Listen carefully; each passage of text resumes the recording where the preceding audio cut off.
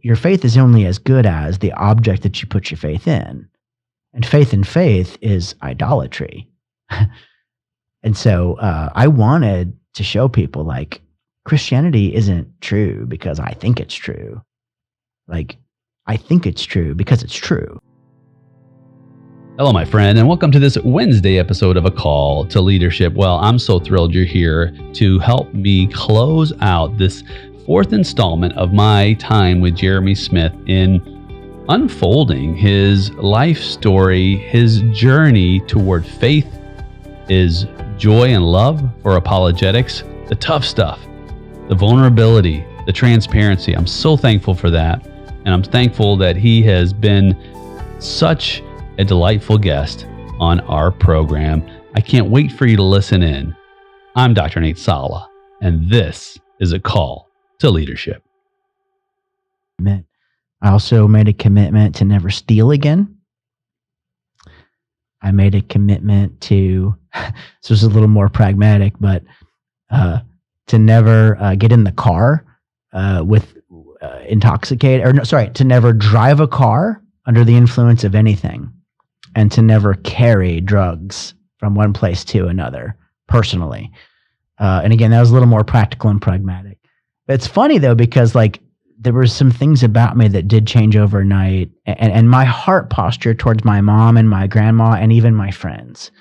I mean, I wrote letter after letter after letter, just begging friends to forgive me for ways that I had, wronged them, and family too. So those things changed miraculously. I didn't have to try. I didn't have to work.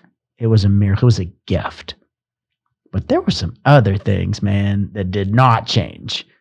Like I still felt a real desire, let's say, a disordered desire to party. Like, I don't know how else to say it. It was like self-medicating. I really enjoyed drugs more than alcohol even. And I mean, as soon as I got out, I actually risked my parole by doing illegal substances. Wow. And they were the kind of substances that were difficult to trace, but still, it was a risky move being on house arrest. Yeah. But this is part of the way that I celebrated being home.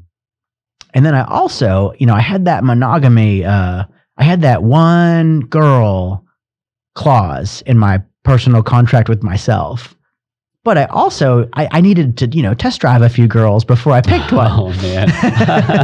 And so, and I say that flippantly, Right. and God forgive me for, a lot of the things that I did. All consensual, but still, like, I really was not a nice guy when it came to women. I just really used and misused in some significant ways. Not so much abused, but all I cared about was just sleeping around. I was not caring about a commitment. But in this phase in my life, I genuinely was like trying to find the one, right? Yeah. And it's funny because, gosh, I hope nobody's listening that will be mad at me about this. But while I was in jail, there were like 4 or 5 girls that I was like continually like writing letters to. And many of them believed that they were going to be my girlfriend when I got home. Not so much because I said that explicitly, but I was kind of hinting, can't wait to see you kind of stuff. Sure. And I would actually, I would draft like 4 or 5 letters, same letter, and just write different names at the top. I know it's terrible, right? It's like mass mailing. And I feel bad about it now, but at the same time, there was nothing new to talk about. It's like, what else can I say, But anyway, when I got home, I went through, a few like one night stands, and I'm not proud of that, but it just goes to show though that when imperfect people get saved, I do believe there are some things that can and probably should change quickly. And there's also things that change slowly and it requires a lot of work and cooperation with God. And then there are other things that don't change, Paul prayed for that thorn to be removed from his side. And God says what? He says, my grace is sufficient for you. And there's a pastor actually in Minnesota who was once asked, really famous guy and faithful guy. And he was asked, like, is there anything that ever causes you to doubt? And like without skipping a beat, man, he was like, oh yes, absolutely. He's like, the slowness of my sanctification. Oh wow. Yeah. It's like, oh, that's a big one. Yeah. And it takes time to be set apart, to be made holy. Yes. It's interesting because you're talking about the late 90s, early 2000s, of course, and lots of nightclubs and partying and so on, that scene. And we shared some interactions in that scene. Yeah. A lot of friends and a lot of love, right? A lot of overlap. Not the 70s free love, but certainly a lot of that type of attraction to that sort of underground community. Yeah, sex and drugs and electronic music. Right. Yeah. Not rock. Yeah, we were. Yeah, rock and roll. I listened to rock and roll, but it wasn't at the clubs. Not at the clubs. Yeah. And so this is an interesting set of parallels here. On the one hand, you realize your moral compass had been way off when it came to the deepest relationships in your life, your mom and your grandma. Yes. On the other side, your moral compass was virtually unaffected in some ways when it came to personal interactions, relationships, and your own experimentation with life. Yeah. Right? Yeah. And like both of us, at some point, you start to realize that, okay, this is a road that's not leading anywhere that is advantageous to me, right? Yep. We're both smart guys. Yep. At some point, the dust begins to settle, and it's like, okay, this isn't so much fun anymore. Yeah.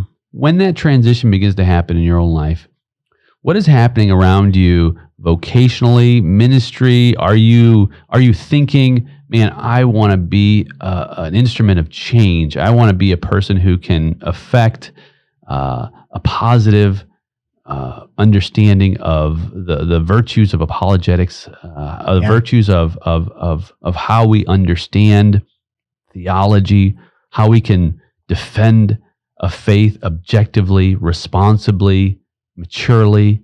I mean, when is that transition happening? So 18 until about 22. I moved to St. Louis and got out of that small town. Good friend of mine actually made that possible for me, and he wanted to rescue me actually from myself because I was starting to get into some trouble. No, actually, I was hanging out with the same people. Anyway, he says, come to the city. So I go to the city, and it was just every weekend was like a mad rush to top the weekend before. And again, so there were certain things I wouldn't do, but I still was doing lots of drugs. And again, by God's grace, like I was spared from a lot of the dangers of promiscuous sex. Yeah. Because I actually did. I kept my commitment. I found a girl at the time, and we were a good match, and we were monogamous, and we were pretty faithful, right? So there was some, common grace there, even if it wasn't the best of relationships. Anyway, so well, and just to stop there for a listener, there are different layers and levels of drug users, right? When you said on the party on the weekends, there are those who had fun on the weekends, and then during the week they were responsible. They went to work, they lived their lives. There are others who pretty much, Saturday through Thursday they lived in a hole and drugs were their lives. Which camp did you fall in? Definitely weekend warrior. And that's what I suspected. Yeah. So you had fun on the weekends, but it was business during the week. It was. And it's mostly because so there's there's self-awareness and self-preservation, which is like the most selfish common sense you can have. And then there's other awareness and other preservation, which is a little less selfish, right? Friends, family, you care about other people. And then there's like God awareness and God, a God-given kind of internal compass. And for me, I think the main reason why I only did drugs on weekends was because I didn't want to do anything to to hurt my income stream, because there was no one to pick me up if I fell. Right. And if I didn't have money, I didn't have a place to live. It was an economic choice. I mean, granted, you probably, someone listening, I'm sure, can identify with this. You probably partied hard on the weekend. Sunday, Monday, you probably like, oh, I feel like crap. I'll never do this again. By the time Friday got around, you're like, I feel better. I'm going to party again. And then the cycle continues. And the cycle progressed too. So this is where, again, I believe that, God's intervention in my life over and over and over is the only thing that that got me and gets me through, because certain drugs just kind of got boring, and weekends are short. So how do I prolong my weekend? Well, if I don't sleep, now it's a 4-day weekend. Right. And so, what started out as kind of like fun experimentation, ended up becoming these like wild chemistry experiments. And how can we prolong the party and go to different places, like psychologically, and which is dangerous. It was, man. And thank God, I never personally overdosed. I never got anything handed to me or sold to me that hurt me.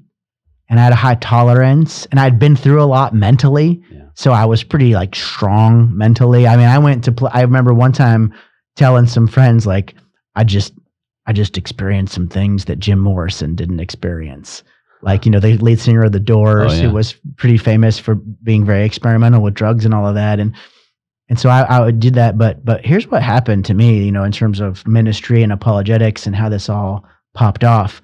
Because when I got home, I basically said to God, thank you for the grace. Thank you for Jesus. Thank you for getting me through a very hard time in my life. Call you when I need you, because I got things to do. Yeah. And I didn't go to church. I wasn't reading scripture. I was just trying to find a job and trying to party and to find that girl, right? Yeah. And so I did that for a few years. And my weekends started getting longer. And, one of my early commitments was I'll never put anything in my nose. Well, I broke that. And then another commitment was I'll never put a needle into my body. And thankfully, I never broke that commitment. But I started to hang around people that were doing that. And we're not talking about like back alley junkies. We're talking about attractive, successful, upwardly mobile 20-somethings, right? And it seemed a little glamorous. And again, didn't do it. And the reason I didn't do it is not because I had such great willpower or because I made the best choices. I think God, again, invaded my space and rerouted me like a cosmic GPS, man. Wow. And I'll never forget, like, in a short period of time, it kind of felt like it all happened in the same week, but I'm sure it was a few months. In a very short period of time, my girlfriend left me. My employer laid me off, and I was running out of unemployment. And no matter how many resumes I was kicking out, no bites, right? And I broke my collarbone skateboarding. And then, icing on the cake, one of my best friends, a guy actually who was a couple years older than me, you might even know him. I'll say his name off air, but he overdosed at a club on a club drug, and he didn't die. He actually died in a car accident years later. Yeah, I do know. Yeah, but this night he did not die, but all of his closest friends weren't sure if he was going to make it or not. So again, in the period of, in a short period, it's like all these things just happened. And I felt close to rock bottom again. And I remember coming home from a club one night without my girlfriend, by myself. And I just cried in my front yard. Like, I didn't even want to go inside. I didn't want to see my roommates. I didn't want to go in my room. I didn't know where I fit. I didn't know where I belonged. I felt like everything was upside down again. And it wasn't like I was back in jail, but I just felt like I don't belong here. It was almost as if I felt like I had landed in an alternate reality, right? And so I cried out to God, and I repented. I said, I'm sorry for the way I've been behaving. I said, I know you didn't save me for this. I don't know why you saved me, but I'm ready. I'm ready to do whatever you want me to do. And I didn't hear an audible voice, but I felt a strong conviction, a sense that God was telling me something. And what I heard in my heart was, sober up, kid, and stop hurting yourself. Yeah. Stop abusing your body, and focus on the things that are important, right? And so I quit everything cold turkey. Cold turkey. Cold turkey. Yeah. Wow. Yeah. The only thing I had that was even close to a relapse was one cigarette. And I felt so gross and so dirty. Yeah, yeah. And they say nicotine's one of the hardest to kick, right? But I did. I went cold turkey. And then a 180, bro. It was. I mean, 180. In terms of drug abuse and alcohol and all of that, right? Yeah, and there's some other things to work out. Yes, I did and still do. Yeah. And then I started really on this entrepreneurial path. Like I put together a breakdancing crew. I started teaching like skateboarding lessons on top of my 9 to 5, right? I had to bust out the board and put on some. I've got a skateboard in my trunk right now. Nice. But and I got hired. So I got a new job. It was a better sales job with a better company and a more expensive product, right? And so money was a little better, stability was a little better, and I started going to church, which was so important for me. And it's not so much about entering and exiting a building. It was more about being in Christian community and hearing the word regularly and praising and worshiping and praying and singing together. And it's there I met a lot of mentors. It's there that I met my first wife, who I thought was just like the queen bee. If only I could have her, I've arrived, right? It's a whole nother story, but the reason I got into evangelism and apologetics is because after my second rock bottom, which was on my front lawn, broken collarbone, girl left me, laid off, friend OD'd, I was reminded at just how gracious God is. I mean, for me, this was like, what strike is this? Strike 50? Like, I how many times am I going to blow it and disobey? And he's still there every Sunday, right? Just like Lonnie and Elmer, only beyond infinitely greater than that. And I wanted to live as if it was true. I knew it was true, but I wanted to start living as if it was true. And I also wanted to obey, not out of fear of punishment, not even for the hope of reward, but it was more out of gratitude. Yeah. Like, you didn't save me for this. I'm sorry. What do you want me to do? I'm not asking you to give me a Ferrari. I'm not asking you to give me a beautiful wife or, happy, comfortable life. I'm just asking, like, you did everything for me. The least I can do is try to please you, right?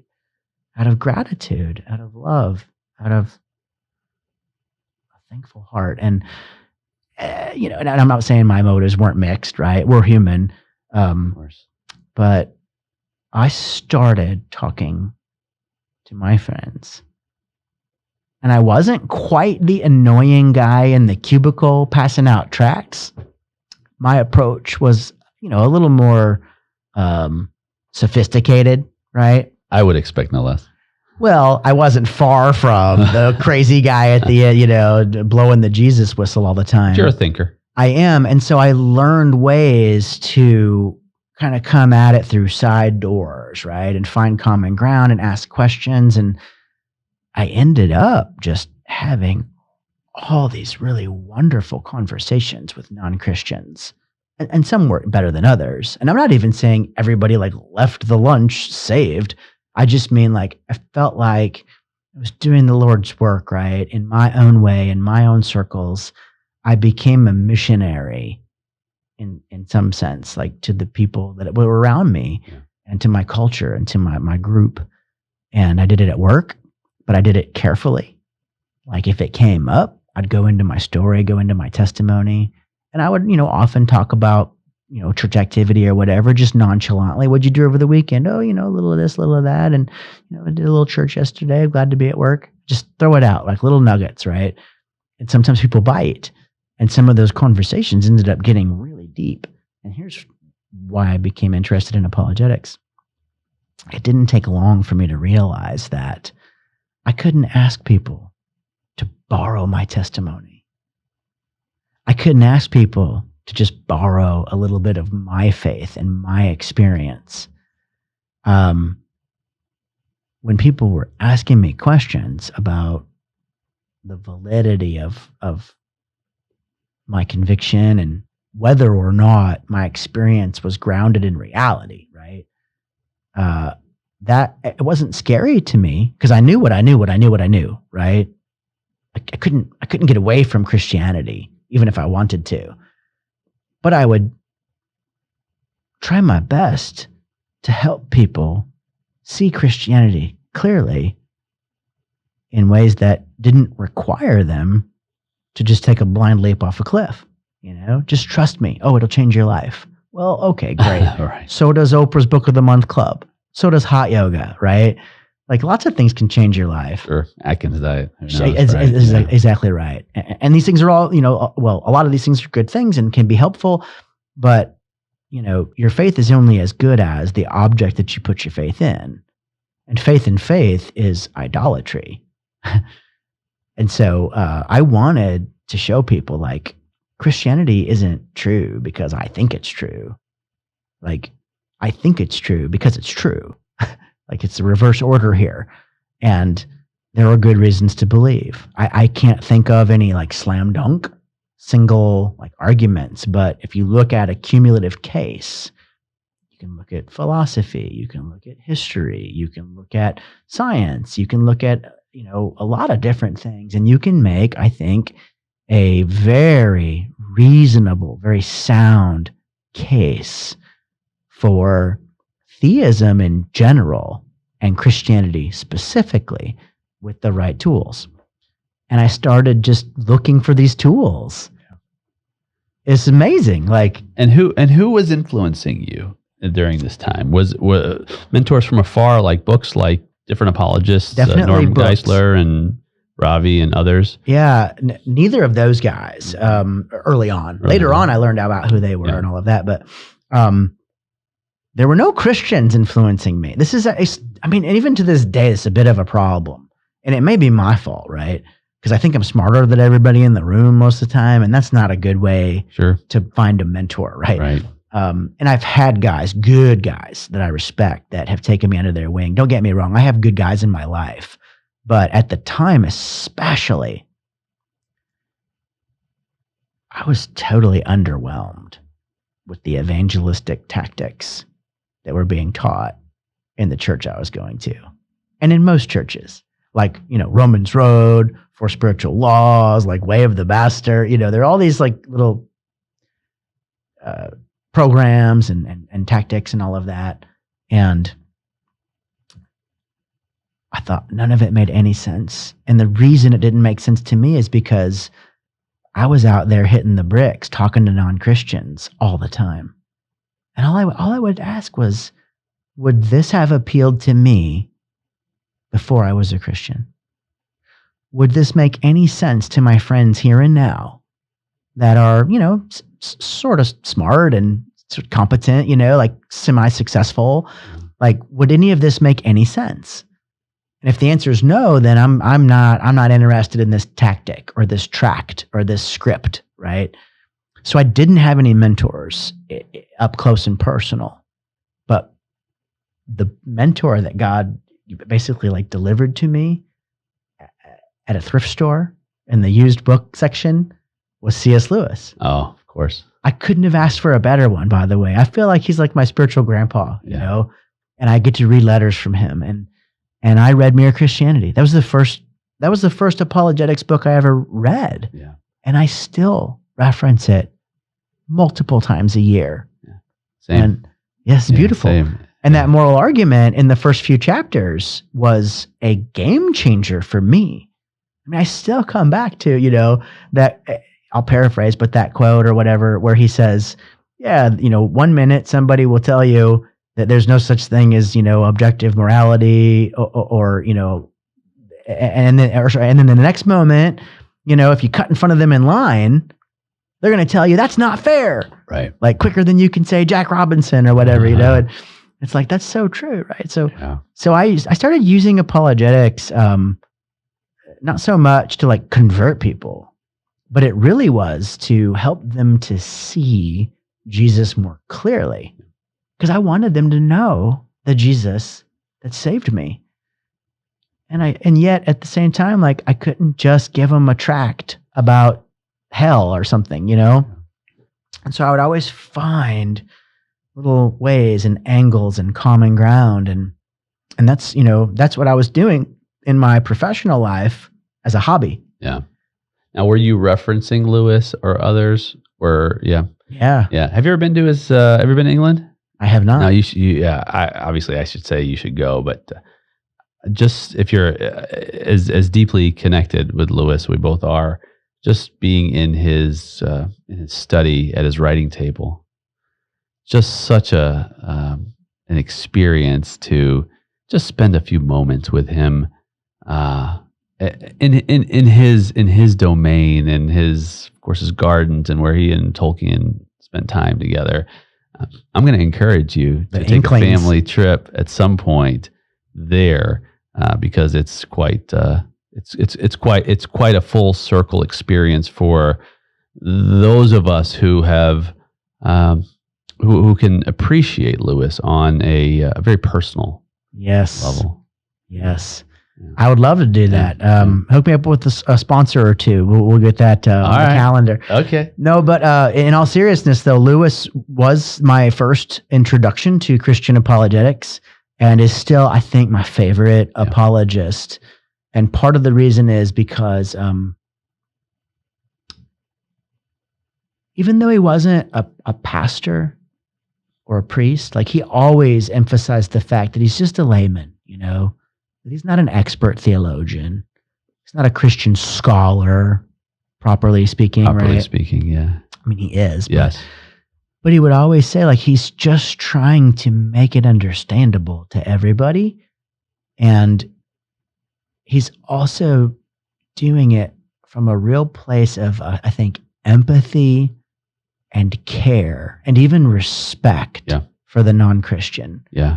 Which is really lacking, by the way, in a lot of our apologetics endeavors currently. I think that there's really something to that, because C.S. Lewis takes the bite out of pointing fingers. He simply lays out situations. That's right. And he says, you know, here's one way to look at a situation, and then here's another way to look at that same situation. One of these ways, although it's still, and he's so, I don't want to say deprecating, but he's so, there's such a great humility involved in his approach. So, and these are examples which are simply a mere reflection of the actual truth, because the actual truth coming from God is much more potent than my examples in reality. But which makes more plausibility in how we live our lives, right? Mm-hmm. So it doesn't attack an individual. And I think we've come to that place where we can relearn from the writings of those like C.S. Lewis who simply help us to better reframe the world. Yeah. Yes. And it's very attractive. What happens in some ways is that then we can emulate, you know, again, that's a mentor from afar, right? We can emulate some of those same patterns Yes. to simply lay out a perspective, and without any type of shame or guilt, or it's simply, this is a possible pathway for you. Yes. I actually think that fundamentally, there are two approaches to apologetics: pointing out what's wrong with the way somebody's thinking and living, or pointing out what's right. And this is, I think, what Lewis did really well. Just again, take the moral argument, for example. He says, we all know intuitively, instinctually, that there are certain things we ought to do and other things we ought not do. And he would take it a step further, and he would say that, and I think this is in the appendix of the Abolition of Man, but he had this sort of like side note where he said, a lot of people have written me saying that, yeah, well, Mr. Lewis, morals have changed so much, and the ethical systems have changed so much from the dawn of time to now. So depending on where or when you were born, you could have a completely different moral system. Now, at the surface, that sounds like a compelling objection. And it is. There's nothing stupid about that. That's an astute observation. But Lewis said, look,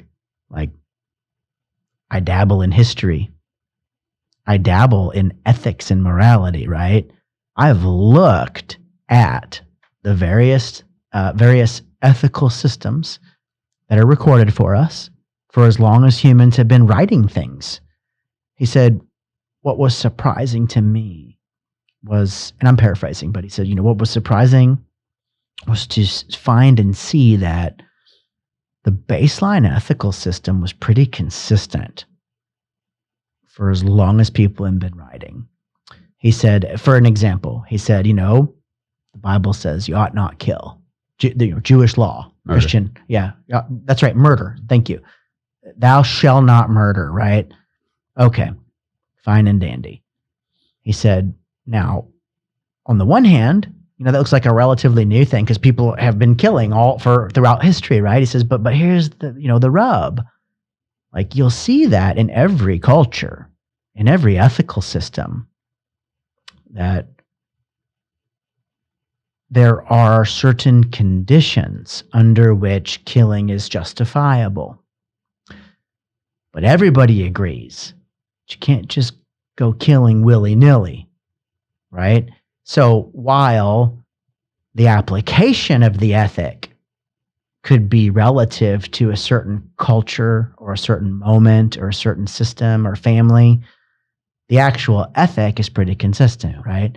And so that's just one example. And he, listed some other things where you see that the ethic is consistent. The application of the ethic is what's more relativistic. And I thought that was huge. So anyway, sorry, I had said that you could either talk to people about what or how they're wrong or how they're right. And so Lewis argued that we all know a little bit about right and wrong. And he says, where does that come from? Right. Either it's a cruel illusion, a cosmic trick, an evolutionary mechanism to trick you into behaving and cooperating, or maybe, just maybe, there's real meaning and purpose and depth. And maybe, just maybe, even though our desires are a little disordered and our intuitions are a little off, there's something underneath this that gives it substance. Yeah. Objective morality, right? And this is a place that in today's world where we have a plethora of competing ideologies, where you've landed on a generation that we both existed in that not only struggles, but is attempting to grasp their worldview, their moral foundation, understanding of right and wrong, if there is such a thing in their own minds. how did you fall on the younger generation? And I say younger, but give me an age range, I suppose, between what ages are you currently the ministry? Yeah, ministry. Oh, it's essentially high school age, early college age. High school to early college. Formidable years. Yeah. Important years. You have it's in terms of ministry. I mean, this is the time where the understanding of who I am in this world, does it matter? Is there purpose? Is it a cosmic, as you said, right? Is it some kind of not necessarily a joke, but just is it illusion? Illusion? Is it, or is there order that is not a series of mistakes or mishaps that just created. Mistake implies purpose, though. So even now, you're presupposing some kind of meaning and purpose, right? Yeah. Random chance and chaos, the evolutionary mechanism, like there's no real. The word mistake can exist in that philosophy. Like it implies purpose and intent, personality, right? So if you want to know how I landed in this kind of ministry, it's either divine providence or dumb luck, depending on your worldview, right? I tend to think it was a divine providence, but a few reasons. One, I had climbed up the sales ladder after, proving, having a track record of what you could call success, I guess. I got a much better sales job, right? And in my late 20s, like I was finally making adult money, and it's a very high end product and service that I was selling. It was more of a consultative kind of sales gig. I was working with attorneys, selling things to attorneys, and bumping shoulders with attorneys and judges. And this is again where I was practicing evangelism with attorneys, which is, I'm not the most clever guy in the world, but being curious and having a few interesting concepts to play with is always helpful. And anyway, so fast forward 2010, our company got bought out. I got laid off. Every guy in all the medium-sized and small cities got laid off. And by the way, my, $1.1 million book of business went to a call center in Atlanta. Joke's on you guys. But anyway, I started looking in the nonprofit sector for development jobs or fundraising jobs, because I felt like I was at a point in my life where I really wanted my vocation and my passion and my faith to intersect in more significant ways. I liked the job that I had. If I hadn't got laid off, I might have retired from that company, right? Again, God's providence, redirection, maneuvering, pulling strings, right? For his glory and for my good. And yet, there was always just something missing from that kind of vocational track, if you will. I was an ethical guy. I never sold anything that I wouldn't buy myself if the tables were turned. I didn't make promises I couldn't keep. And if I accidentally did or something, like I'd own up, right? I was a good ethical salesman. And that's why I progressed the way I did. But I just didn't feel like it was my lane. I wasn't interested in it. Like I would sleep through the webinars. Yeah. I would, and just hope they didn't call my name, Right. What do you think about that one, Smith? And I would, I just wasn't interested in what I was selling. I was really interested in lunch meetings with attorneys talking about philosophy or history or science or theology. Right. You just had to figure out a way to make money talking about that. Well, I never thought of it that way. I never did. I always just thought I never thought that evangelism, right, or having lunches with non-Christian would ever make me money. But I wanted to find something that I could sell that I really believed in. And so I thought, if I look in the nonprofit sector, even if it's not a faith-based nonprofit, like if homeless kids are being helped, right? If marginalized youth are being, whatever, if it's a good cause, I can sell that all day, every day, if I believe in it. Right. And I wanted to put my talents to good work in that kind of an environment. And then also around this time, I had been tasked with teaching at a skateboard park on Saturdays, like as a big brother mentor during a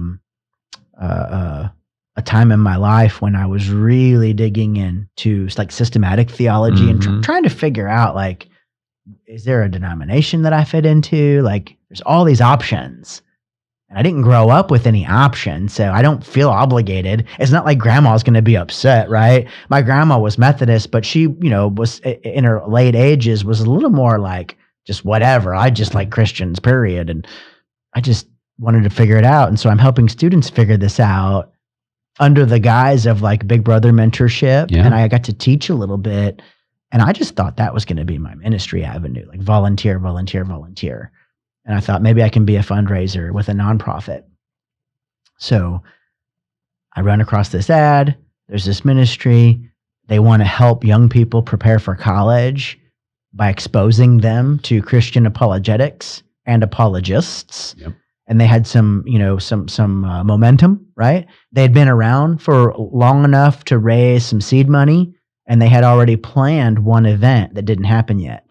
So I applied for that position. I was like, this is insane. Like, teenagers, I love teenagers. And I forgot to mention, at the skateboard park, I was working primarily with teenagers. Mm-hmm. And I love teenagers because I remember what it was like to be a teen. Like, that was my pivot point. So I always go back to that in my mind. Like, when I think about my non-Christian life, that was it. It's like throughout my teens. And I remember what I was thinking, what I was feeling. Mm-hmm. And so I love young people. And I got into this ministry world really just by applying to a job ad on a Christian job website. They wanted a development director and they wanted an executive director. I applied for the development director job. Let me guess. After 4+ interviews, right? And by the way, the primary driver, the primary funder, the brains behind this ministry, it was a board of directors and it was a team effort. But there was one guy that was really leading the charge, and he was an attorney. He was an attorney, actually, who founded the largest domestic litigation firm in the world that deals exclusively with men, right? And some people can connect the dots here, but without this guy, again, God's providence notwithstanding, right? God could find all kinds of ways to get me where I need to be, but this guy really gave me my big break. He really did. And he's a thinker, right? And he's a very practical, pragmatic guy. He's like, wait a second. All right, so you got sales experience. Yes, sir. Okay, that helps with fundraising. Yeah. And you already are involved in youth ministry. Yes, sir. And you got saved when you were a teenager. Yes, sir. And and you have a deep, deep regard for the local church. Yes, sir. He's like, and you love apologetics. Yes, sir. And he's like, I got an idea. And again, it took a few weeks, Sure. right? But they essentially, the board offered me the job, but they said, look, we have some resources, but this is nonprofit space and this is ministry space. And what you were making at this other job is a little different than what we're offering. And they said, we can't, come even close to a salary plus commission gig in a high-end sales world. They said, but we don't want you to quit if you and your wife have kids, we really want, and even if your wife decides she wants to stop working and take care of kids, we don't want you to quit. We want this to be long-term. So how about this? You can do the development gig and the executive director gig, and we'll save a little money in the budget, and we'll offer you a little bit more. Don't go buying that Porsche anytime soon, Right. but you can comfortably afford the Honda Accord, right? Right. With some options. Yeah. So that was kind of like, that was it. That was my entry, man. Right. Yeah. And I didn't realize like what I was getting into. I had no idea, Nate. And I know we're probably getting short on time here, but from 2010 to 2020, I literally devoted like my vocational life for sure, but most of my life, because ministry and personal life have a tendency to bleed into one another and overlap, into thinking about the biggest questions that young people have, and also the biggest questions that they're asking. Yeah. So that's, priority one. Priority two, what are the biggest questions that even just non-Christians are asking? And then also add to that, and more than I like to admit, hurting Christians. Yeah. Christians that have been hurt. Struggling Christians, right? Christians that have lost hope in versions of Christianity that they've experienced at home or in church. And I am sad to say that's kind of a growing demographic, by the way. Yeah. And sometimes for legitimate reasons and sometimes for not so legitimate reasons. But so I've been keeping like my thumb to the wind or my finger on the pulse through, conversations, of course, but also through research and lots of surveys. So we've always been surveying, trying to get a read on the big questions, the big doubts. And, from 2010 to 2020, I was putting together programs for teenagers, including a summer camp and seminars for youth groups and some small group stuff. And then COVID happened. Right. And then I got laid off. And longer story, but I waited about 6 months and the ministry that I worked for like went into a very, very new direction, like almost all new staff, different kind of programming, some overlap, but it's a very different ministry. And so, me and my team were kind of left hanging, and it's like, well, what are we going to do? And a few mentors and some friends and a couple pastors and my wife, we're just like, we definitely need to keep the band together. Yeah. Let's just keep playing music, but we'll start our own record label. And we'll only play the music we want to play, and we'll only do the venues we like. Nice. And we don't have anybody in suits telling us what to do, right? Yeah. And I still have people in suits on my board. Sure. And there's accountability and there's differences of opinion, but it's cool, man. From 2020 to now, been running a ministry with a team of people that I've been doing ministry with for a long time. Again, same band, different record label. Yeah. And now we're free to experiment with certain things and to take the best of what we used to do and really build on that. And then to even spitball some ideas, and I love it. I love it. I'm getting to the season of life though, where I still love teens. I feel like I have some traction. I mean, I have teens at home, right? Yeah. And I get to talk to their friends and hang out with them, although they are much less receptive to my wisdom for some reason. A prophet is never understood in his own town, Nate, or in his own living room. That's right. But I love that demographic. I love that age. But I'm 44 now, and I feel a real pull towards parents and youth pastors and pastors. So I'm kind of moving into that season. Now our ministry mission is the same. Yeah. That's still our target audience, but I'd like to influence the influencers, and I'd like to scale. And the best way to scale, in my opinion, is not to try to, get 5,000 kids in a room.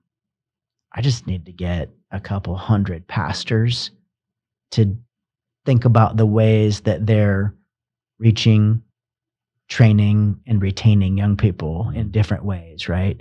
You know what's funny about this? I used to sell things to attorneys. I'd walk into a conference room like with people with way more money and power than I'll ever have, right? And I would try to convince them that they're wrong about a lot of the things that they're doing, Like, you're right about the law. That's your area of expertise, but you're wrong about your trial practices and the technology that you're using. And this whole, like, but anyway, there's a whole new world of technology here that's just waiting for you. And it's expensive, but how much money you're going to save on paper and boxes and discovery, and long gone are the days where anyway, sorry. I loved talking to attorneys because by and large, they're reasonable, they're objective, they're able to put their own bias like to the side a bit, not perfectly. We're all humans, but and they like, they like to follow like a linear argument, right? And I was pretty successful, like convincing attorneys to buy stuff from me. And now, not much has changed, like, except I'm walking into rooms with pastors and elders and parents and educators, and I'm essentially saying, what you're doing isn't working as well as you think, might even be doing some damage. The truth doesn't change, but the way that we talk about it, the way we apply it, the way we preach, right? Like, methods can change, and youth ministry needs a facelift. And what's funny is attorneys are so much more receptive to like my sales tactics, right? Than pastors and parents. Although it's getting better now. It is actually much better now. First 3 years were tough, but it's just so weird though, because, and I get it, because pastors, parents, educators, like they have a lot of heart that they put into their methodology, right? A lot of them maybe even came to a saving knowledge or came to faith or got, where they were converted through some of these methods and stuff that they love. And so I get it, right? But boy, oh boy, America's changed a lot since the 60s and 70s. Yeah. And some of our tactics haven't. Right. And that's why we need more of you in the trenches to help the journey, because the thing about leadership is this, and someone listening will have heard me say this: if we don't need change, we don't need leaders. Leaders cause action. And unless we change our methods, we won't be able to affect those who have changed their contexts. And so it's so relevant what you're doing. It's so important. And I think not only that, but it's so important to share the backstory of why you're sitting in that chair today. It's so important. And not only for my listener, also for folks in your ministry who perhaps haven't heard the nitty gritty, some of the things that you've experienced that have informed your worldview today, have helped shape who you are and what drives you to want to serve in this essential way to help people uncover the opportunities they have in a deeper faith, in a deeper relationship with God, in a deeper relationship with other humans as well. Yeah. So thank you. You're welcome. And thank God. And thank God. Yes. I mean, part of this does predate my conversion. I've always been a thinker. I've always been curious, inquisitive, dreamy, philosophical, right? And questions about like, where did we come from and why are we here? And what are we supposed to do even while we are here? And does anything happen after we die? And, is there any real meaning or purpose? And what about religions? Like, which one's the right one? And how do I know that this is the right one? How could anybody know? I was already thinking like about science and philosophy and history and epistemology and sociology and psychology and ethics. I was curious about that stuff as a kid. Not like I would talk about it actively, like just subconsciously, those were question marks. And so as a Christian now, and as a guy in ministry, I don't think that I'm doing anything much different. It's just targeted. It's like, look, I'm another beggar. I'm just a beggar, like showing another beggar where to find the food. Right. there is such a thing as food. There is such a thing. Yes. Yes. And the food is good. It's very good. Jeremy, thanks for being here, brother. Yeah, it's my pleasure. Thank you for having me. And this is ongoing. I know we'll have more to talk about. And as we encourage you in your podcast in the future, Lord willing, it'll be great to hear more of you and everything that you have to offer in this very important space. Lord willing. Amen. Fortunately, I've got some good friends. Yes. Well, my friend, I am so thrilled that you joined me on this episode of A Call to Leadership. And before you go to the next episode, especially if you're binge listening, take a moment. I would love to get your honest review right here on your screen. Your feedback is so important. It helps the podcast, it encourages me, and it helps me. It helps me to give you more and more and more value. So I can't wait to read your review. I can't wait to be with you on the next episode. I'm Dr. Nate Sala. This is A Call to Leadership.